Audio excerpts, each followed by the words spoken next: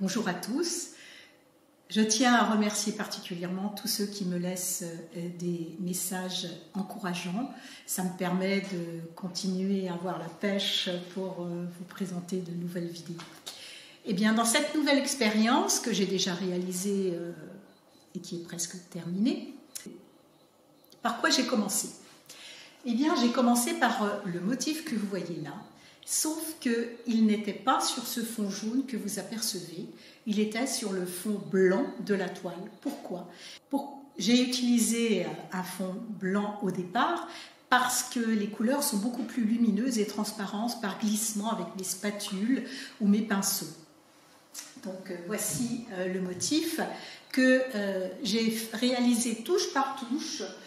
J'ai laissé sécher chaque touche avant de recommencer et de faire la suivante. Donc voilà, touche par touche, ça a pris un certain temps. Rien que pour faire cette petite surface, eh bien, ça a demandé pas mal de temps. Voilà, ensuite, ça c'était le premier passage. Deuxième passage, une fois que le motif m'a donné relativement satisfaction, eh bien, cette fois-ci, je vais utiliser une acrylique mat diluée, mais un peu plus épaisse.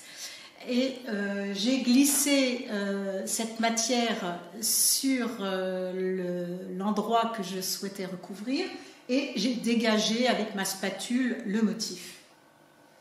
Deuxième passage. Et là, je vais vous montrer un troisième passage avec plusieurs possibilités pour le faire. Soit je travaille à plat et je vais rentrer les gouttes de couleur les unes dans les autres pour obtenir l'effet souhaité. Soit je vais réaliser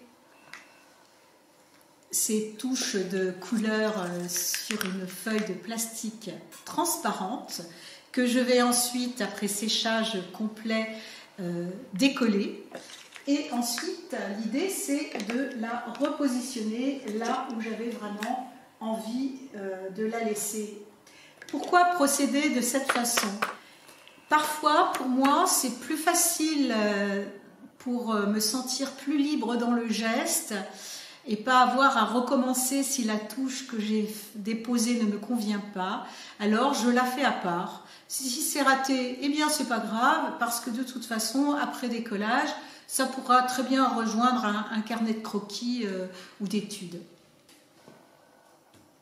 Par la suite, j'ai fait réaliser le fond en jaune uni.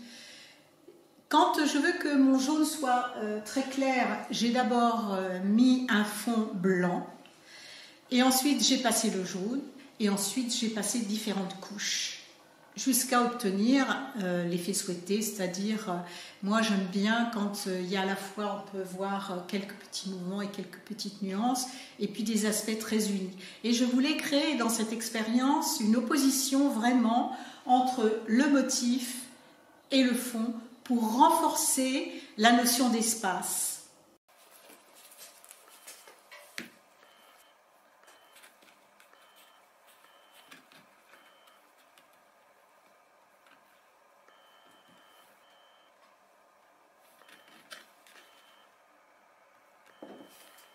Une fois que j'aurai trouvé leur emplacement définitif, eh bien, je vais utiliser un médium acrylique pour, avec le pinceau, délicatement recouvrir l'envers et le déposer, ce qui adhérera directement à la toile.